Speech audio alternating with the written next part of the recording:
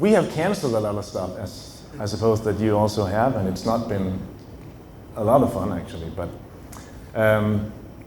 we were doing a mission week in Copenhagen in March when the lockdown happened, so we had to cancel the last part of it.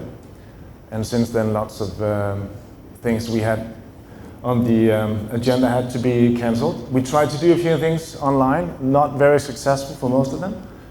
We did do a Christmas service in Aarhus, which drew quite a crowd, and that was great. And then in the city of Aalborg, the students there, they did a series of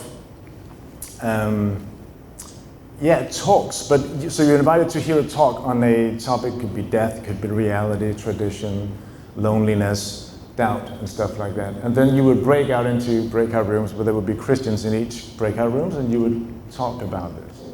That actually worked quite well. There were 20 to 30 people gathering, and most of them were not believers. Then we were in Prague in 2017, is that correct? And I think so the Danish group, we were quite inspired by some people presenting what they had done in Durham in England, where they did a mission week called Story. And there was something that they presented that sort of resonated with what we also found was the case in Denmark, because so over the years we've recognized that the classic apologetics issues are not really the questions that people are asking so much more. They're more asking for, so what does it look like to be a Christian? How does that affect your life?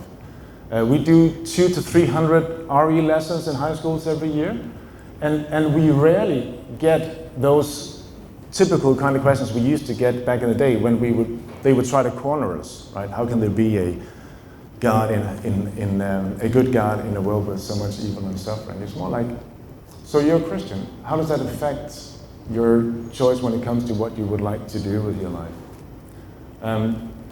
So we're still doing mission weeks. We're still doing launch bar talks and single events like that. But maybe instead of doing a talk on how can there be a good God in a world of suffering, we would have someone speak on how to deal with it. How do you deal with grief? And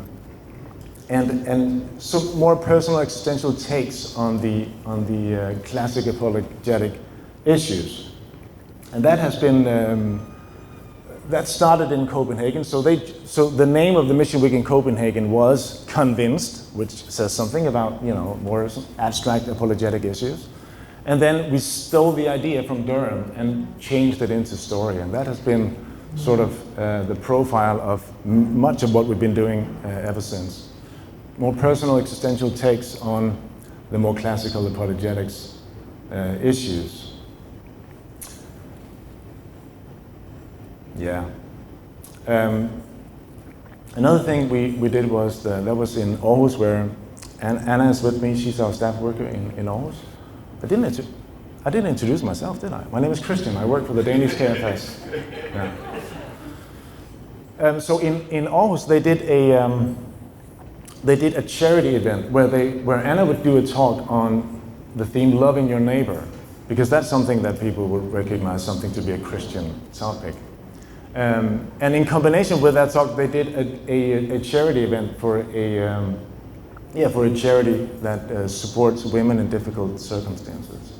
So it sort of had a tangible output at the same time. And that also, it was quite easy for people to bring their friends, and they could see that this was not just something that we were speaking about, we're trying to express it as well. So that has been the takes that we've been trying to do on our lunch style talks, on our evening talks. More personal take, existential take on the classic apologetics issues.